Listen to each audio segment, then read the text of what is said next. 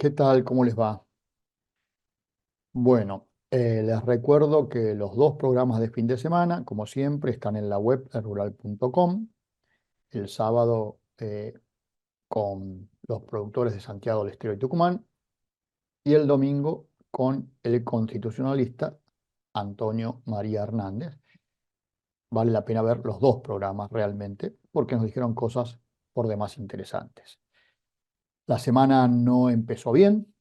Los datos que llegan del mercado internacional muestran una nueva caída de la soja y del trigo, y esto por supuesto repercute también en el mercado local, en donde también está influenciado el dólar, que volvió a tener una suba en todos aquellos dólares alternativos, que aumenta la brecha y por otro lado disminuye el ingreso de los productores. Lo que pasa en el mercado internacional tiene que ver con la situación climática en Brasil y también en la Argentina. Hoy, con mucho criterio, un productor me decía, el año pasado tuvimos una gran seca y la verdad es que no impactó demasiado en Chicago. Y es real. Probablemente los precios no cayeron más porque la Argentina tuvo una seca, si lo queremos ver del otro lado. Pero lo cierto es que ahora la posibilidad de una gran producción en la Argentina, sobre todo comparada con la del año pasado, está teniendo impacto en el mercado internacional porque no hay una pérdida para compensar la suba de la Argentina. Si bien Brasil está teniendo pérdidas sobre el volumen inicial, de todas maneras va a tener una gran cosecha, más allá de que hay diferentes estimaciones dando vueltas en el mercado. Por otro lado, en el caso del trigo, que también bajó en esta primera jornada de la semana a nivel internacional, las fuentes ucranianas dicen que Ucrania está exportando el trigo sin mayores problemas a partir de la colocación o reubicación del nuevo corredor para salida de los granos. Es decir, que no hay desde el ámbito internacional ninguna buena noticia para los precios, que permitan una recuperación de los precios. Por eso es que muchas veces cuando vemos que los productores venden poco, pensando en que pueden tener alguna mejor posibilidad en el futuro, no vinculada a los precios del producto, sino vinculadas a nuestro tipo de cambio, que por allí sí puede venir la cosa, siempre les decimos lo mismo. En el caso de la Argentina, tener mercadería y tener dólares no es exactamente igual, porque en la Argentina existen un montón de imponderables. Vimos la intervención de la semana pasada en el mercado de trigo, que ya está trayendo sus consecuencias en el precio, porque no sabemos qué va a pasar con los impuestos a la exportación, porque son tantas las variables que inciden que muchas veces es preferible, si lo que queremos es tener un ahorro en moneda fuerte, en lugar de tener mercadería, tener los dólares directamente. Porque también lo que está pasando por estas horas, por estos días, es que la posibilidad de acceder al dólar diferencial, sea el MEP en este caso, sigue existiendo, pero cada vez con el precio del producto compro menos dólares. De eso vamos a hablar seguramente mañana o pasado. Eh, Hoy vamos a hablar también de un tema que se está hablando mucho por estas horas y que nosotros hemos tratado de manera recurrente en estos espacios, que es el tema que tiene que ver con el diferencial arancelario entre las exportaciones de poroto de soja y aceite y harina. Como hemos dicho más de una vez, nosotros, o yo particularmente, no estoy de acuerdo con ese diferencial porque evidentemente es un traspaso de recursos de los productores a un sector de la industria que muchas veces vuelven a los productores, pero que la mayor parte de las veces no vuelven a los productores. Está claro que eliminar ese diferencial arancelario es bueno, lo que no es bueno es que lo hagan subiendo los derechos de exportación. Es decir, si tenemos 31% para el aceite y la harina, 33% para el poroto, lo ideal hubiese sido intentar bajar todo al 31%. Pero claro, parece que el gobierno necesita recursos y lo primero que hace es recurrir al campo. Y ahí hay en juego en ese diferencial unos 400 millones de dólares, que insisto, en su mayor parte yo considero que se lo queda a la industria. Pero está bien que en algún momento la industria traslada parte de eso al productor. Y todo tiene que ver con oferta y demanda, ¿no? Es cierto, a los productores nadie les obliga a vender, pero también es cierto que si uno mira lo que se le quita a los productores, se le estaba quitando el 33%, o se le está quitando el 33% por los derechos de exportación de la soja, se les está quitando el fideicomiso aceitero, del cual poca gente habla, que en teoría lo estaban pagando también los productores en el precio de la soja, 1,2, 1,3. En definitiva, se le estaba quitando al productor 36, 37% cuando el mercado lo permitía. Cuando el mercado no lo permitía porque no había oferta, ahí el diferencial servía para que la industria pague un poco más, también es cierto, vamos a decirlo. Pero también está el tema, que me parece que es el fondo de la cuestión, el del famoso valor agregado. ¿Cuánto agrega uno y cuánto agrega el otro? ¿Cuánto agregan los productores, como digo yo, y cuánto agrega la industria? Y hablan de primarización de las exportaciones, cosa que yo no estoy de acuerdo, porque me parece que el poroto de soja, como lo hemos hablado muchísimas veces, como el maíz, como el trigo, tiene mucho, mucho valor agregado. Y vamos a hablar sobre eso. Pero antes que eso, también quiero mostrarles una placa que todas las semanas publica la Bolsa de Cereales de Buenos Aires, que veíamos la semana pasada y que a mí me parece que es importante, para mostrar cómo están vendiendo los productores. En esta placa lo que vamos a ver es la cantidad de operaciones realizadas en toneladas desde que se instaló el nuevo programa de incremento exportador de la etapa Milei. Fíjense, vamos a ver uno por uno los productos para tener claro y después vamos a volver al tema del diferencial. Maíz, 5.440.507 toneladas de contratos, 1.075.534 toneladas de fijaciones. En total, desde el 13 de diciembre, cuando empezó este programa, 6,5 millones de toneladas, con precio 2.600.000, sin precio 4.800.000. Se declararon ventas al exterior por las cuales si hubiera un aumento en los derechos de exportación no lo pagarían en principio, ese aumento, 5,5 millones de toneladas, un poco más, y el total estamos en casi 25 millones de la campaña 22-23 de maíz. Recuerden ustedes que el cupo es de 26, nadie lo levantó todavía. Y de la campaña 23-24, 16 millones, casi 150.000 toneladas, por los cuales, insisto, si hubiera un aumento de los derechos de exportación, en principio estarían cubiertos, no habría que pagarlos. Salvo que revisen los contratos y demás, que no sabemos si este gobierno lo va a hacer. En el caso de la soja, en la etapa de vigencia del nuevo programa de incremento exportador de Milei, 3.118.249 toneladas de contrato, 548.934, muy pocas fijaciones. En total, 3.667.183 toneladas. Es un volumen importante de soja, teniendo en cuenta la cosecha que fue el año pasado. Estamos hablando del 15% de la cosecha en estos días.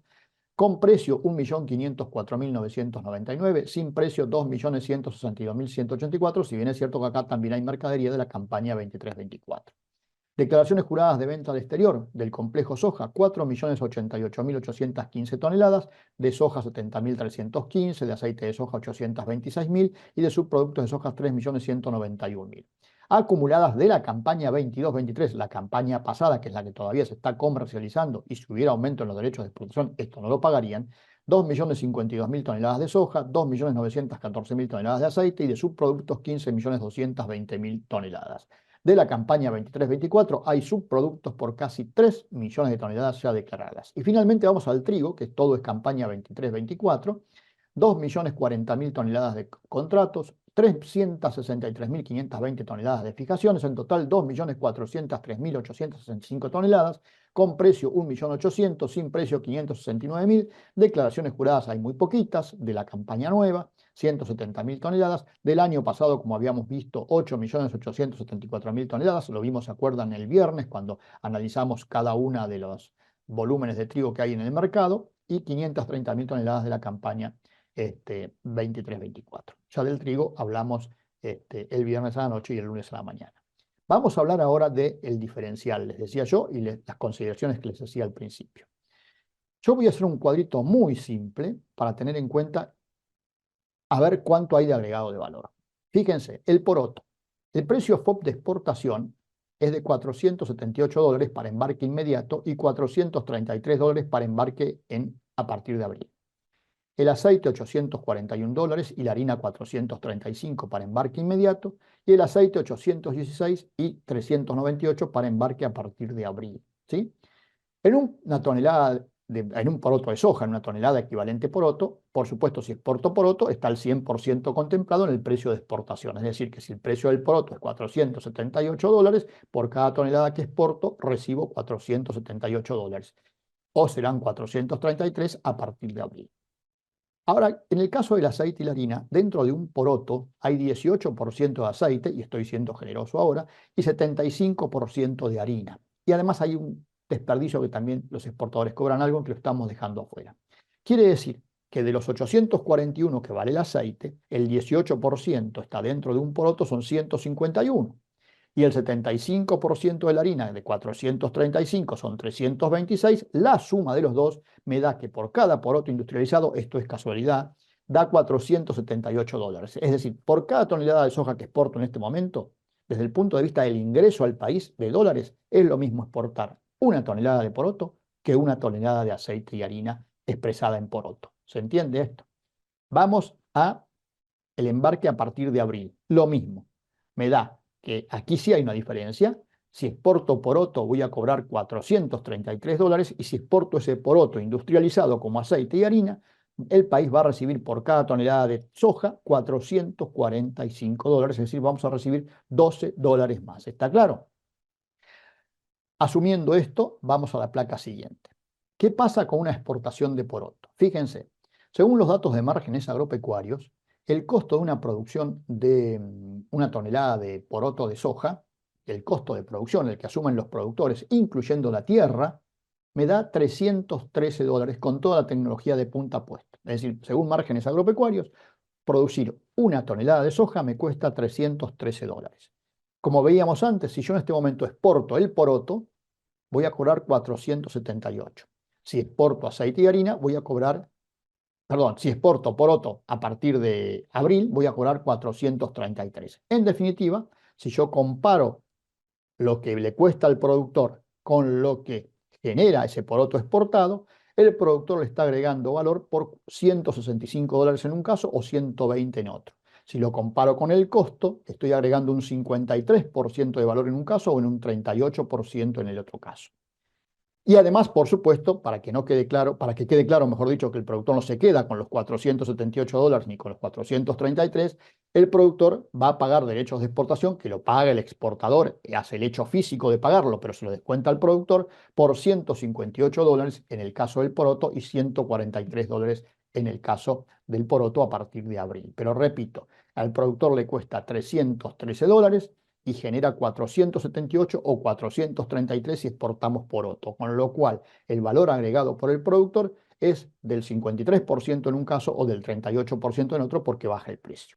Vamos a la industria. La industria paga en el mercado interno entre 300 y $305. Hoy estaba pagando menos porque el precio bajó. ¿Sí? Ahora bien, paga derechos de exportación por el 31% de el precio de exportación, que en el caso de la industria sería 478 o 445 a partir de abril. Por lo tanto, va a pagar derechos de exportación por 148 o 138, que por supuesto se los va a descontar al productor. Si yo sumo lo que la industria paga de derechos de exportación más lo que le paga el productor, a la industria esa tonelada de poroto le cuesta 453 en un caso o 438 en el otro.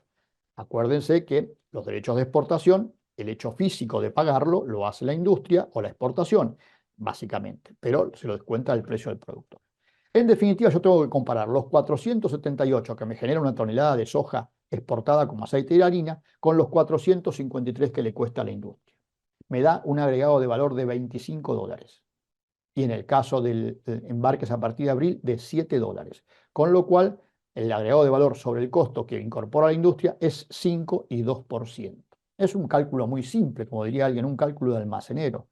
Resumiendo, ¿quién agrega más valor, la industria o el productor?